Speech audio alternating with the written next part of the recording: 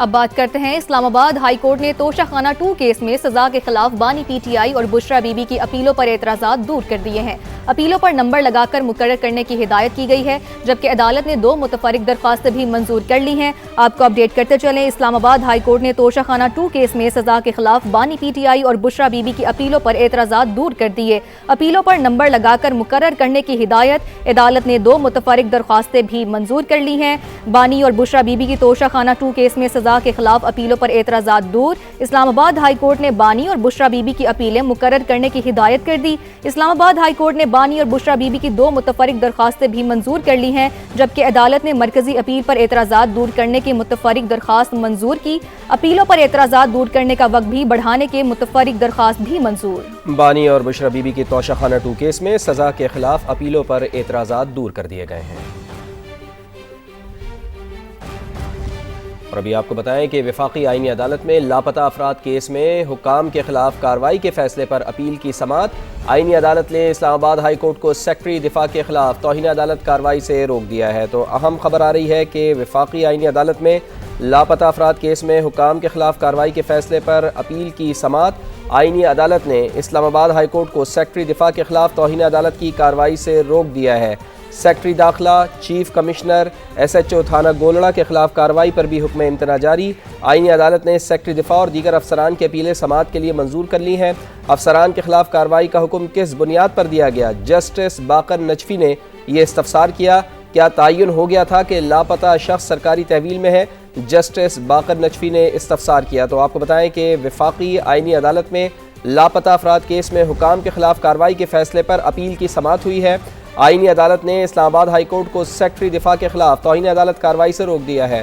Secretary داخلہ، chief commissioner, S H O تھانہ گولڑا کے خلاف کارروائی پر بھی حکم امتناع جاری کیا گیا ہے۔ پاکستان اور آئی ایم ایف کے درمیان تیسرا اقتصادی جائزہ جاری ہے۔ وزارت صنعت اور پیداوار 5 سال کی صنعتی پالیسی پر آئی ایم ایف کو بریفنگ دے گی۔ صنعتی پالیسی میں تجویز کردہ ٹیکس میں کمی آئی ایم ایف کی رضامندی سے مشروط کر دی گئی ہے۔ پاکستان اور آئی ایم ایف کے درمیان تیسرا اقتصادی جائزہ جاری ہے۔ وزارت صنعت اور پیداوار 5 سال کی صنعتی پالیسی پر آئی ایم ایف کو بریفنگ دے گی۔ اسی حوالے سے مزید بات کرتے ہیں ظہیر علی سے۔ ظہیر، آگاہ کیجیے گا۔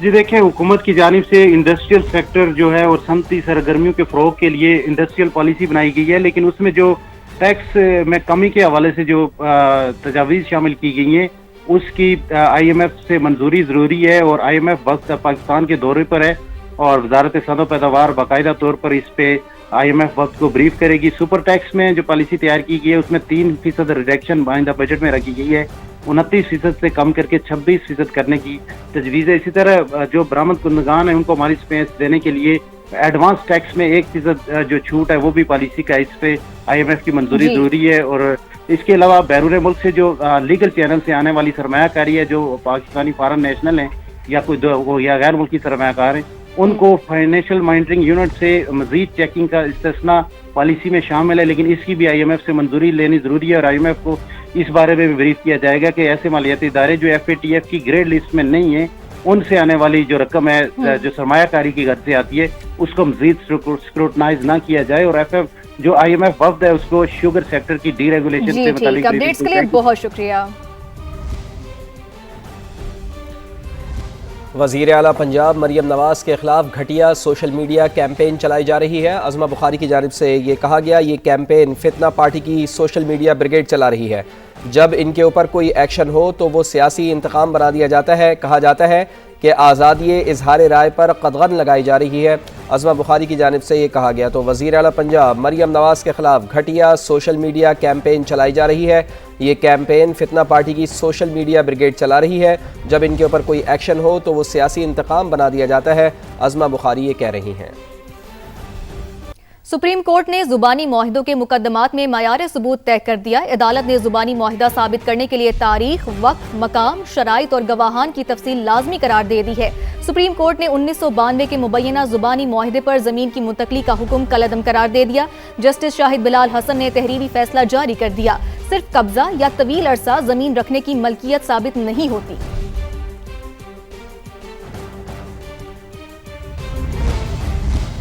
بجلی صارفین کے لیے بری خبر ہے کہ 1 ماہ کے لیے بجلی 1 روپیہ 78 پیسے فی یونٹ مہنگی ہونے کا امکان ہے۔ CPPA کی درخواست پر نیپرا میں سماعت شروع ہو گئی ہے۔ چیئرمین نیپرا وسیم مختار کی سربراہی میں اتھارٹی سماعت کر رہی ہے۔ تو اہم خبر آ رہی ہے کہ بجلی صارفین کے لیے بری خبر، 1 ماہ کے لیے بجلی ₹1.78 فی یونٹ مہنگی ہونے کا امکان ہے۔ CPPA کی درخواست پر نیپرا میں سماعت شروع ہو گئی ہے۔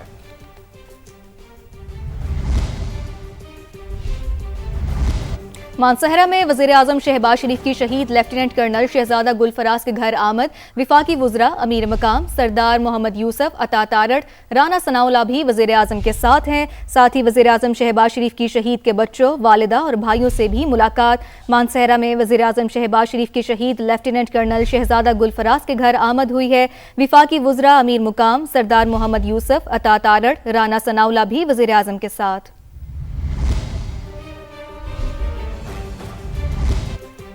سپریم کورٹ میں ملکگیر عدالتی انفراسٹرکچر اصلاحات کا جائزہ اجلاس۔ چیف جسٹس کی زیر صدارت عدالتی نظام کی سولرائزیشن پر پیش رفت کا جائزہ۔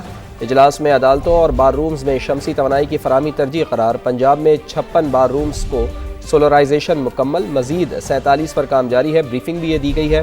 عدالتی ترقیاتی فنڈ کے تحت اربوں روپے کے ترقیاتی منصوبے جاری ہیں۔ اعلامیے میں یہ بتایا گیا ہے ماحولیاتی طور پر پائیدار عدالتی نظام کا قیام عمل میں لایا جائے گا۔ چیف جسٹس آف پاکستان کی جانب سے کہا گیا خواتین کے لیے خصوصی سہولیات اور فیملی کورٹ بلاکس قائم کی جائیں گی۔ چیف جسٹس آف پاکستان کی جانب سے یہ کہا گیا۔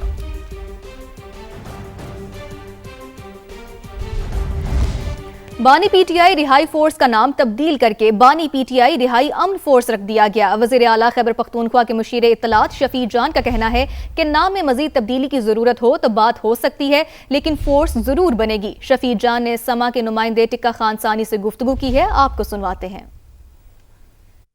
بانی پی ٹی آئی رہائی فورس ہے، اس حوالے سے کیا ڈیولپمنٹ ہے؟ اس کی مخالفت بڑی ہو رہی ہے آپ کی پارٹی کے اندر۔ پولیٹیکل کمیٹی میں اس پہ بحث ہوئی ہے، 2 دفعہ ہوئی ہے، چیزوں کو ریفائن کیا جا رہا ہے، آگے بھی ہوگی۔ جو بھی بہترین تجاویز آئیں گے، جو بھی ہمارے ممبران کے جو بھی ان کی رائے ہوگی اس کو آن بورڈ لیا جائے گا اور اسی کی روشنی میں ہی فیصلے ہوں گے، لیکن فورس انشاءاللہ ضرور بنی۔ ٹکراؤ کا ارادہ ہے فورس کا، کیا پرپز ہے؟ نہیں، فورس کا کوئی ٹکراؤ کا ارادہ نہیں ہے، یہ غیر سیاسی ہے، پرامن ہوگی۔ اس میں کون سی ٹکراؤ کی بات ہو رہی ہے؟ جب ایک چیز پرامن ہوگی، نہ کوئی ان کے پاس ہتھیار ہوں گے۔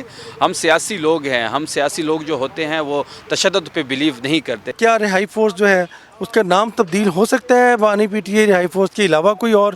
دیکھیے، اس کے ساتھ تو ایک ورڈ ایڈ ہو گیا ہے، عمران خان رہائی امن فورس۔ اپوزیشن کہہ رہی ہے مذاکرات کے لیے تیار ہیں، محمود خان اچکزئی، رانا ثناءاللہ بھی خیر مقدم کر رہے ہیں، کیا وزیر اعلیٰ بھی ان مذاکرات میں کوئی رول پلے کریں گے؟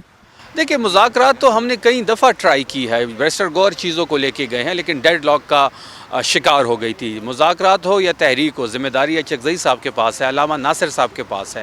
اگر وہ یہ سمجھتے ہیں کہ کیونکہ ہم کچھ پرنسپلی چیزوں پہ ایگری ہو چکے ہیں محمود خان اچکزئی صاحب کے ساتھ، اگر مینڈیٹ کی واپسی پہ حکومت بات کرنے کو تیار ہے یا نئے الیکشن کی طرف جانے کو تیار ہے، تو تحریک انصاف بات کرنے کو تیار ہے۔ تحریک انصاف کے رہنماؤں کا لاہور کی کوٹ لکھپت جیل سے میڈیا کے لیے ایک اور خط۔ شاہ محمود قریشی سمیت دیگر رہنماؤں نے اپنے وکیل رانا مدثر عمر کے ذریعے خط بھیجا ہے۔